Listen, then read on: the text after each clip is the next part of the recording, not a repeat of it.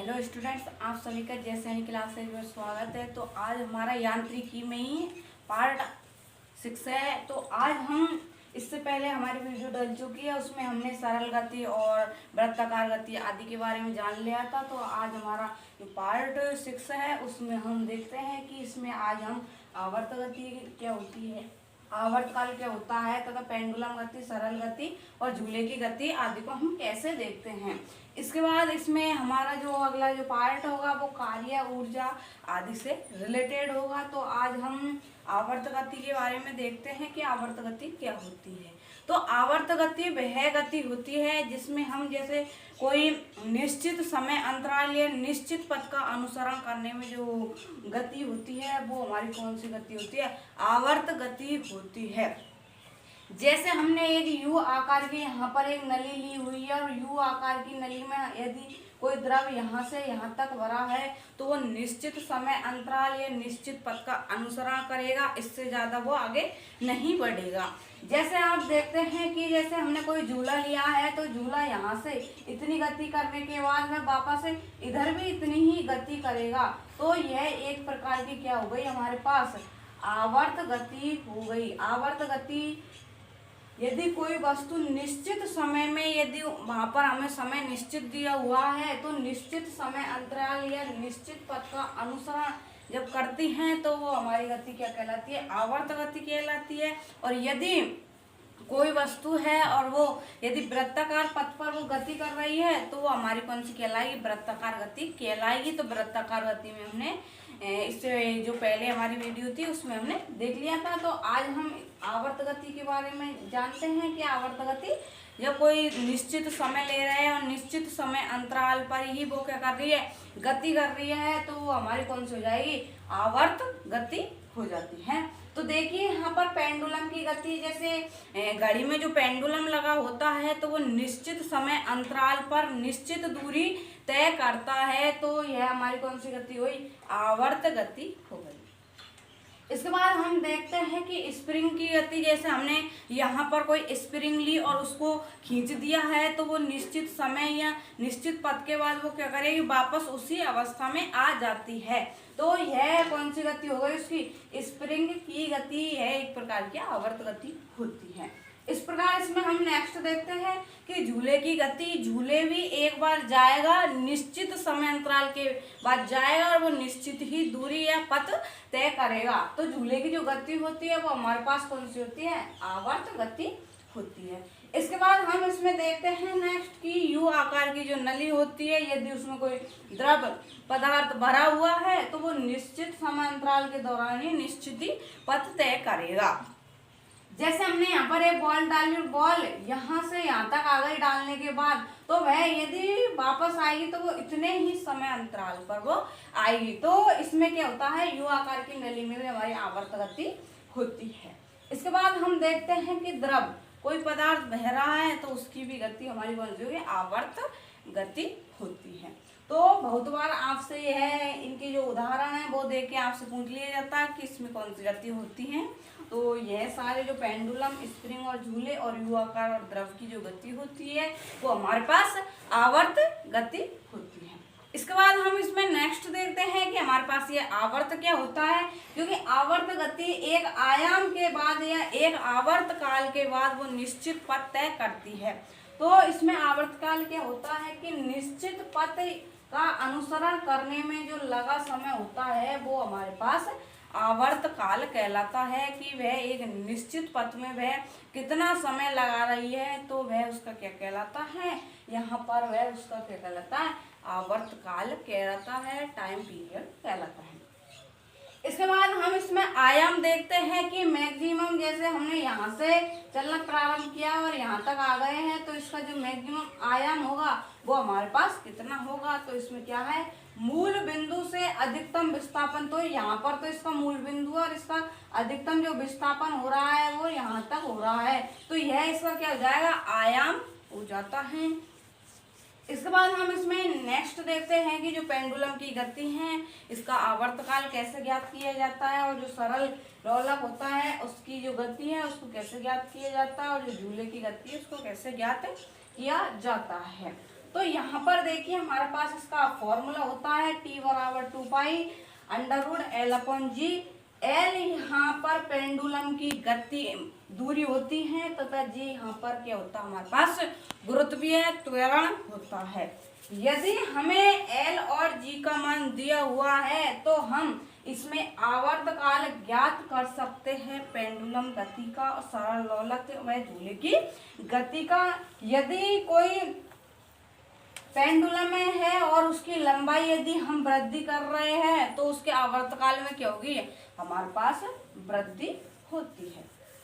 इसके बाद हम इसमें नेक्स्ट देखते हैं, यदि हम कोई स्प्रिंग ले रहे हैं और स्प्रिंग को हम खींच कर देख रहे हैं तो वो निश्चित समय अंतराल के दौरान वो कितना टाइम पीरियड लेती है। तो T बराबर 2 pi under root M upon K. यहाँ पर जो M है जो स्प्रिंग का यहाँ पर द्रव्यमान दिया हुआ है तथा जो K है वो स्प्रिंग नियतांक हमें दिया हुआ है। तो T बराबर 2 pi under root M upon K से इसका मान हम निकाल सकते हैं, इसका आवर्तकाल हम निकाल सकते हैं। तो इसके बाद हम इसमें जो हमारा अगला पार्ट है इसमें ही हम देखते हैं कार्य तथा ऊर्जा वाला इसमें टॉपिक है। कार्य में हम दाब और इसके बाद कार्य और ऊर्जा आदि के बारे में जानेंगे। तो इससे पहले हम दाब प्रेशर की बात कर देते हैं। तो दाब क्या होता है, तो यदि जैसे हम कोई वस्तु है तो उसके एकांक क्षेत्रफल पर यदि हम बल लगा रहे हैं तो वो हमारे पास क्या हो जाएगा, दाब हो जाएगा। तो एकांक क्षेत्रफल पर लगने वाले बल को हम क्या कहते हैं, दाब कहते हैं। कि एकांक क्षेत्रफल पर कितना दाब बल लग रहा है तो वह उसका क्या कहलाता है, दाब कहलाता है। तो एकांक क्षेत्रफल पर लगने वाला बल दाब कहलाता है। तो दाब का जो हमारे पास जो सूत्र निकल के आया है वो दाब बराबर बल अपन क्षेत्रफल। तो एकांक क्षेत्रफल पर लगने वाला बल क्या कहलाता है, दाब प्रेशर कहलाता है। इसके बाद हम इसका जो एक फॉर्मूला और होता है उसको भी हम देख लेते हैं कि दाब का एक अगला फॉर्मूला, चूंकि हम जानते हैं कि हमारे पास जो बल होता है वो गति के जो द्वितीय नियम आता है संवेग संरक्षण का नियम, उससे जो गणितीय फॉर्मूला आया था हमारे पास वो F बराबर M है या F बराबर mg जिसे कह सकते हैं। तो हमने यहाँ पर F बराबर m है और A यहाँ पर क्या होता है, गुरुत्वीय त्वरण होता है। गुरुत्वीय त्वरण को हम G से भी प्रदर्शित करते हैं। तो हमने यहाँ पर F की जगह क्या रख दिया है, यहाँ से mg रख दिया है। तो दाब बराबर mg अपॉन A हमारे पास यह आ चुका है। यदि हमें कोई वस्तु है और उसका यदि हमें द्रव्यमान दिया हुआ है, एरिया दिया हुआ है और गुरुत्वीय त्वरण दिया हुआ है तो उसका हम दाब प्रेशर ज्ञात कर सकते हैं। इसके बाद इसमें हम देखते हैं कि इसकी यूनिट या मात्रा या इकाई क्या होती है। तो चूंकि हम जानते हैं कि जो दाब का जो SI मात्रक पद्धति में इसका जो मात्रक होता है वो हमारे पास्कल होता है। इसके बाद हम इसमें नेक्स्ट देखते हैं कि यदि हम इसका MKS पद्धति में इसका मात्रक निकालते हैं तो वो कैसे ज्ञात कर सकते हैं। तो चूंकि हम जानते हैं कि हमारे पास जो मात्रक होता है वो बल का हमारे पास क्या होता है, न्यूटन होता है। तो न्यूटन को हमने ऐसे प्रदर्शित कर दिया है तथा एरिया होता है इसे हम मीटर इंटू मीटर लिखते हैं तो हमारे पास क्या आ जाता है, मीटर स्क्वायर आ जाता है। जबकि जो बल है उसका हमारे पास क्या आ जाता है, न्यूटन आ जाता है। तो दाब का जो MKS पद्धति में जो मात्रक होता है वो न्यूटन प्रति मीटर उसका होता है। इसके बाद इसमें हमने जो हमारा भौतिक राशियों वाला जो टॉपिक था उसमें हमने देखा था कि जो वायुमंडलीय दाब होता है उसकी जो मापने की इकाई है वो हमारे पास क्या होती है, ATM होती है। ATM द्वारा हम दाब को मापते हैं। जो वायुमंडलीय दाब होता है उसको हम वायुमंडलीय दाब को ATM में मापते हैं। तथा जो मापक यंत्र होता है जो वायुमंडल को मापने के लिए या वायुमंडलीय दाब को मापने के लिए तो वो कौन सा होता है, बैरोमीटर होता है। तो इसमें हमने देखा था कि जो वायुमंडलीय दाब को उसको ATM में मापते हैं। और यदि हम ATM है पास्कल में यदि रिलेशन देखते हैं मैथमेटिकल रूप से तो वो हमारे पास क्या आता है, एक ATM बराबर 1.01 × 10⁵ पास्कल होता है। इसके बाद हम इसमें इसकी बीमा निकाल के देखते हैं कि इसकी बीमा क्या होती है हमारे पास दाब की। तो चूंकि हम जानते हैं कि जो हमारे पास जो बल है इसकी जो हमारे पास जो बीमा आती है वो M1L1T-2 आती है, और एरिया की जो हमारे पास जो बीमा होती है वो दूरी को हम लंबाई में लेते हैं। तो हमने L स्क्वायर रख दिया है, एरिया को हम L स्क्वायर से लिख रहे हैं। तो यदि हम इसको ऊपर ले जाते हैं तो ये क्या हो जाएगा, नेगेटिव पावर में हो जाएगा। तो हम इसको सेपरेट करके लिख सकते हैं M1L-1T-2। इसकी हमारे पास क्या हो चुकी है, बीमा हो चुकी है। इसके बाद हम दाब में ही देखते हैं कि हमें ये कैसे प्रदर्शित होता है या कैसा दिखाई देता है। तो जैसे हमने देखा है कि जो रेगिस्तान होते हैं उनमें जो ऊंट जब भागते हैं या टहलते हैं तो उनके जो पैर है वो रेगिस्तान में धंसते नहीं है। इसका कारण क्या है, तो चूंकि हम जानते हैं कि जो ऊंट होते हैं उनके जो पैर होते हैं वो गद्देदार होते हैं, तथा जो उनका एरिया होता है, क्षेत्रफल होता है, वो हमारे पास क्या होता है, क्षेत्रफल अधिक पाया जाता है। और क्षेत्रफल जब अधिक पाया जाएगा तो उस पर हमारा क्या है, जो बल है वो कम लगेगा। तो यहाँ पर देखिए जो हमारे पास जो दाब का जो फॉर्मूला आया है हमारे पास, वो हमारे पास क्या आया है, यदि हमारे पास एरिया का मान क्या होगा, अधिक होगा, तो उस पर दाब हमें क्या प्राप्त होगा, दाब कम प्राप्त होगा। तो जो ऊंट के जो पैर है वो उनका जो एरिया है, क्षेत्रफल है वो अधिक होता है, जिसके कारण उनके जो पैर है वो आसानी से रेत में नहीं धंसते हैं, क्योंकि उन पर जो दाब है, प्रेशर है वो कम लगता है।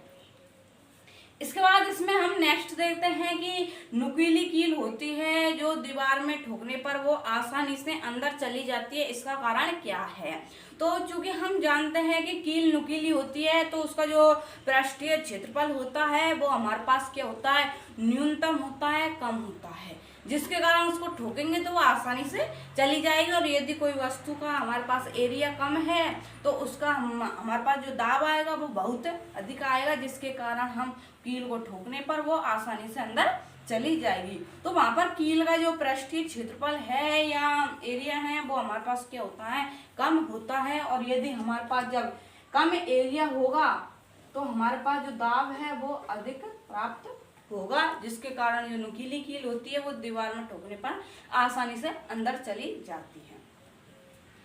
इसके बाद हम नेक्स्ट देखते हैं कि दाब से ही रिलेटेड कि यदि कोई द्रव पदार्थ है तो वह द्रव पदार्थ किस किस चीज पर निर्भर करता है, हमारे पास दाब। तो किसी द्रव पर दाब की निर्भरता, तो किसी द्रव में दाब 3 कारकों पर यहाँ पर निर्भर करता है। और वो 3 कारक हमारे पास कौन कौन से हैं किसी द्रव में, तो किसी द्रव है तो हमारे पास उसकी ऊंचाई होगी कि इतनी ऊंचाई तक कोई द्रव भरा हुआ है।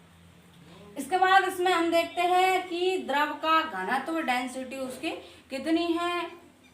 और इसके बाद हम इसमें नेक्स्ट देखते हैं कि इसका गुरुत्वीय त्वरण जी का मान कितना आया है। तो जो द्रव है वो यदि उस पर दाब लगेगा तो वह 3 कारकों पर निर्भर करेगा, जिसमें पहला आता है द्रव की ऊंचाई पर, दूसरा आता है हमारे द्रव का घनत्व, और तीसरा इसमें आता है गुरुत्वीय त्वरण।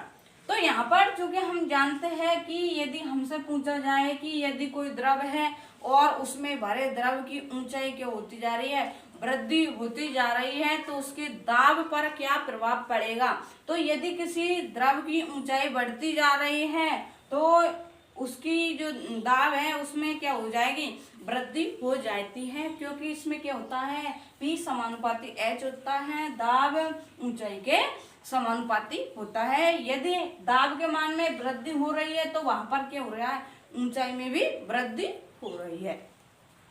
इसी प्रकार हम जानते हैं कि जो घनत्व होता है यह भी क्या होता है, दाब के समानुपाती होता है। यदि किसी द्रव का घनत्व में वृद्धि हो रही है तो उसके दाब में भी क्या होगी, वृद्धि होती है। यह एक दूसरे के समानुपाती होते हैं। इसके बाद इसमें हम नेक्स्ट देखते हैं कि यदि गुरुत्वीय त्वरण है तो वो दाब पर कैसे निर्भर करता है। तो यह भी जो गुरुत्वीय त्वरण होता है यह भी दाब के क्या होता है, समानुपाती होता है। यदि गुरुत्वीय त्वरण का मान बढ़ता है किसी द्रव के तो उसमें हमारा दाब की मान में भी क्या होती है, वृद्धि होती है। यह तीनों एक दूसरे के दाब के क्या होते हैं, समानुपाती होते हैं। तो इसको हमने सेपरेट करके लिख दिया है क्योंकि ये सभी एक दूसरे के क्या है, यहाँ पर समानुपाती है। तो P समानुपाती HdG, यहाँ पर H ऊंचाई है, D घनत्व है और G हमारे पास गुरुत्वीय त्वरण है। तो इसको हमने ये समानुपाती का जब चिन्ह हटाते हैं तो एक वैल्यू रख देते हैं मैथमेटिकल रूप। तो हमने यहाँ पर इसकी जो वैल्यू है वो 1 रख दिए हैं। तो हमारे पास जो इसका जो फॉर्मूला निकल के आया है वो P बराबर HdG हमारे पास निकल के आया है। इसके बाद हम इसमें देख लेते हैं कि जो जल का जो घनत्व होता है, जो पारे का जो घनत्व होता है वो हमारे पास कितना होता है। तो जो जल का जो हमारे पास जो घनत्व आता है वो 1 × 10⁻³ kg प्रति मीटर क्यूब होता है। क्योंकि घनत्व होता है उसको हम kg/मीटर क्यूब में लेते हैं। घनत्व द्रव्यमान बटे आयतन, द्रव्यमान को kg और जो हमारे पास जो आयतन होता है उसको मीटर क्यूब में लेते हैं। तो इसके बाद हम इसमें नेक्स्ट देख लेते हैं कि पारा का जो घनत्व होता है वो हमारे पास कितना होता है, 13.6 × 10⁻³ kg प्रति मीटर क्यूब होता है। यह हमें डायरेक्ट याद रखना है। यदि आप सभी को कभी नहीं दिया हो कि जल का घनत्व कितना होता है, पारे का घनत्व कितना होता है, तो आपको इसको डायरेक्ट याद करना है। आपसे कभी भी सवाल पूछा जाए तो आपको यहाँ पर ये पुट करना है कि डी का मान हमारे पास कितना आएगा यदि पारा दिया हुआ है। इसके बाद हम इसमें नेक्स्ट चलते हैं कि हमारे पास जो इसमें ही अगला टॉपिक था कार्य और ऊर्जा। तो कार्य क्या होता है, जिसे हम वर्क कहते हैं। तो किसी वस्तु पर यदि हम बल लगा रहे हैं तो वह कुछ दूरी या विस्थापन तय करेगी। जैसे हमने देखा था कि यह हमारे पास डस्टर है और डस्टर को यदि हम यहाँ से इस पर इधर की तरफ खिसका रहे हैं तो हमें इसमें विस्थापन हो रहा है, इसकी दूरी में चेंज हो रहा है। तो यह इधर की तरफ ये गति कर रही है कोई वस्तु, तो इसमें हमें किस चीज की आवश्यकता हो रही है, यहाँ पर हमें विस्थापन की आवश्यकता हो रही है। तो कभी भी हमें जब कार्य की बात आती है तो उसमें हमें विस्थापन बहुत ही आवश्यक होता है। तो किसी वस्तु पर बल लगाने पर क्या होता है, उसमें विस्थापन उत्पन्न हो जाता है या वह दूरी तय करने लग जाती है। नेक्स्ट परिभाषा में इसमें ही देखते हैं कि तथा बल तथा जो विस्थापन का जो गुणनफल होता है वह भी हमारे पास क्या कहलाता है, कार्य वर्ग कहलाता है। तो हमने जो कार्य करने की हम यह भी कह सकते हैं कार्य के लिए विस्थापन आवश्यक होता है। तो कार्य बराबर बल इंटू विस्थापन, इसकी परिभाषा भी होती है कि जो बल और जो विस्थापन का जो डॉट गुणनफल होता है वो हमारे पास क्या आता है, कार्य आता है। क्योंकि हम जानते हैं कि हमारे पास जब भी डॉट गुणनफल आएगा तो इसको हम जब सेपरेट करके लिखेंगे मैथमेटिकल रूप में तो यहाँ पर हम कॉस साइन के रूप में लिख देते हैं। तो W बराबर हमारे पास क्या आ चुका है, FS cos थीटा। जब भी हम डॉट का चिन्ह हटाते हैं तो हमारे पास कॉस आएगा और यदि क्रॉस गुणनफल हटाते हैं तो हमारे पास क्या आएगा, साइन थीटा हमारे पास इसका मान आएगा। तो इसमें हम जो कार्य के जो मात्रक होते हैं और बीमा है आदि के बारे में भी देख लेते हैं कि कार्य का जो हमारे पास जो मात्रक होता है वो SI पद्धति में वो हमारे पास क्या होता है, जूल और अर्ग होता है। इसके बाद इसमें जो मात्रक पद्धति है इसमें ही हम MKS पद्धति में देख लेते हैं कि MKS पद्धति में इसका मात्रक क्या होता है। तो MKS पद्धति में हम इसके सूत्र से इसका मान निकाल सकते हैं या इसकी मात्रक इकाई निकाल सकते हैं। चूंकि हम जानते हैं कि बल का जो हमारे पास जो मात्रक होता है वो हमारे पास न्यूटन होता है तथा जो विस्थापन है, विस्थापन हमारी जो इसका जो मात्रक होता है वो हमारे पास मीटर होता है। तो MKS पद्धति में इसका जो मात्रक आया है वो न्यूटन इंटू मीटर आया है, जो हम इसके फॉर्मूले से निकाल सकते हैं। तथा जो SI इसकी जो पद्धति में इसका जो मात्रक होता है वो जूल या अर्ग होता है। इसके बाद हम इसमें नेक्स्ट देखते हैं कि जो हमारे पास बीमा होती है इसकी M1L2T-2 इसकी बीमा होती है और कार्य एक प्रकार की हमारे पास क्या होती है, अदिश राशि होती है, इसमें हमें दिशा की आवश्यकता नहीं होती है। नेक्स्ट वीडियो में आप सभी का स्वागत है, क्योंकि इससे के आगे में हम गतिज ऊर्जा के बारे में देखेंगे। तो थैंक यू, धन्यवाद। यदि आप सभी को हमारी ये वीडियो अच्छी लगी हो तो प्लीज़ इसको लाइक कर देना और चैनल को सब्सक्राइब कर देना और बेल आइकन दबाना न भूलें, ताकि आने वाले नोटिफिकेशन आपको आसानी से प्राप्त हो जाए।